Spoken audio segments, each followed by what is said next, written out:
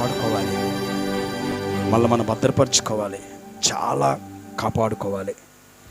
అందుకే స్త్రీలు పురుషులు వివాహము చాలా జాగ్రత్తగా ఉండాలి.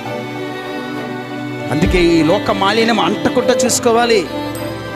అందుకే విధవరాలు లేతే పురుషులు లేని ఇంటికి భర్త లేనప్పుడు, ఒంటరిగా భార్య ఉండేటప్పుడు ఇరుగు పొరుగు వారు చెడ్డ సాక్ష్యం అనుభవిస్తారు. నీ చదువు కాదు, నీ ఉద్యోగం కాదు, మన గురించి చాలా చెడ్డగా మాట్లాడుకుంటారు.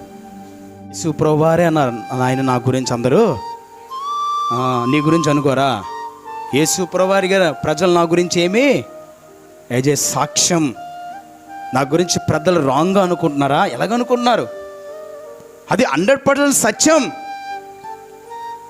నువ్వు బెలియాజుడివి,